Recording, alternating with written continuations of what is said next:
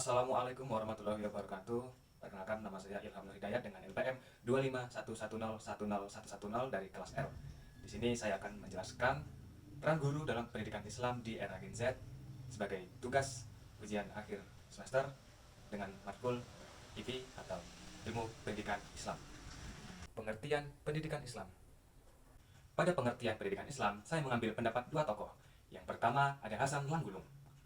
Menurut beliau, pendidikan Islam adalah proses penyiapan generasi muda untuk mengisi peranan, memindahkan pengetahuan dan nilai-nilai Islam yang diselaraskan dengan fungsi manusia untuk beramal di dunia dan memetik hasil di akhirat. Untuk pendapat yang kedua dari Dr. Muhammad Fadil Al-Jamali.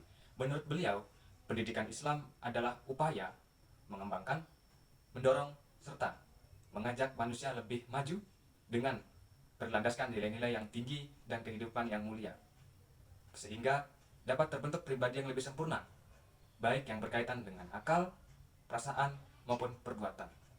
Dari pendapat dua tersebut, dapat kita tarik garis besar bahwasanya pendidikan Islam adalah upaya untuk mengembangkan generasi muda dengan berlandaskan nilai-nilai Islam dan perpaduan dengan ilmu dunia, sehingga dapat tercipta generasi yang maju, berinovasi, namun tidak lupa dengan kereligiusannya. Tujuan pendidikan Islam menurut para ahli.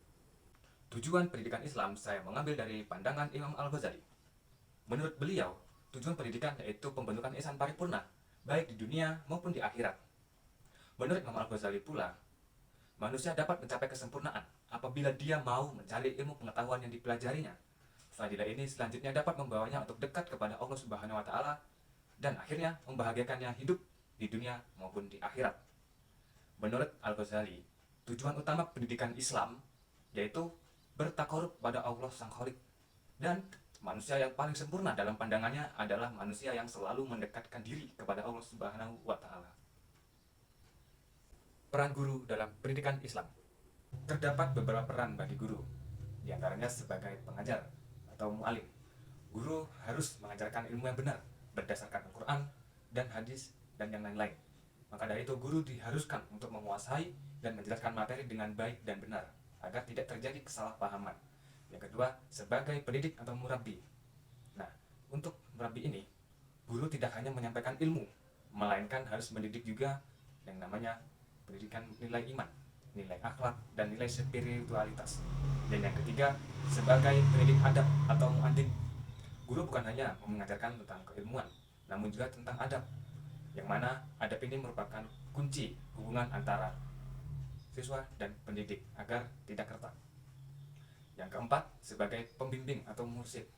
Guru harus membimbing dan mengarahkan dalam hal akademik, sosial, dan spiritualitas, seperti membimbing cara beribadah yang benar atau membimbing untuk menyelesaikan masalah dengan tepat. Yang kelima, sebagai teladan atau uswah hasanah. Guru merupakan contoh bagi peserta didiknya. Maka dari itu guru harus berperan sebagai contoh seperti kedisiplinan, kerapihan, dan yang lain-lain.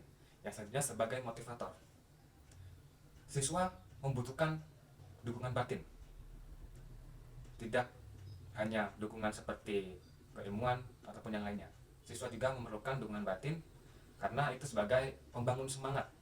Contohnya seperti guru memberikan nilai kepada siswa yang meraih sebuah nilai atau soal ujian benar yang banyak, maka siswa tersebut diberikan nilai atau diberikan sebuah reward, mungkin peraih nilai tertinggi diberikan coklat dan yang sebagainya.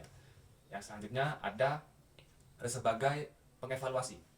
Guru juga harus memiliki peran untuk menilai perkembangan pengetahuan, perkembangan moral, perkembangan yang berkaitan dengan siswa. Contohnya seperti ulangan harian pada setiap akhir materi atau ujian praktek.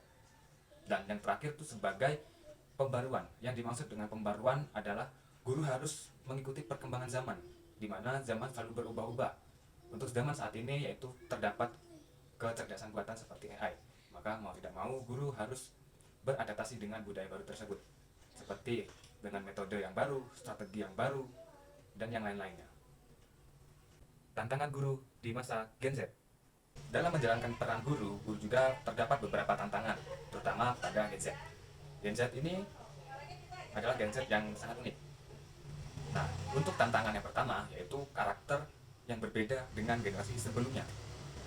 Gen Z ini mengutamakan kebebasan berpikir, lalu keterbukaan terhadap informasi, dan kecenderungan terhadap pembelajaran yang lebih fleksibel, serta berbasis teknologi pula, contohnya seperti AI.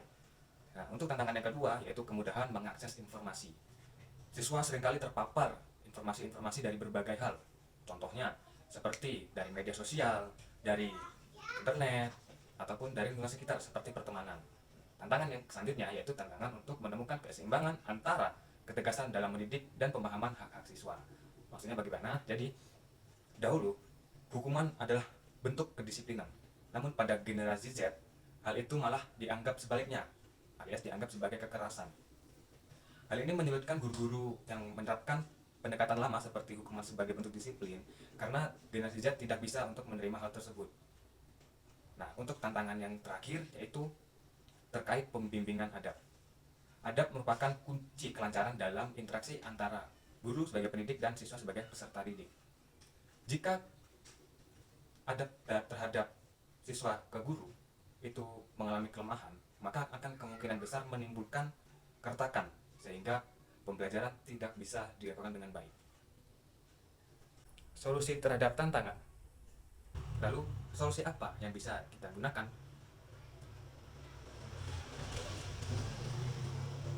Lalu, solusi apa yang bisa digunakan untuk mengatasi tantangan-tantangan tersebut?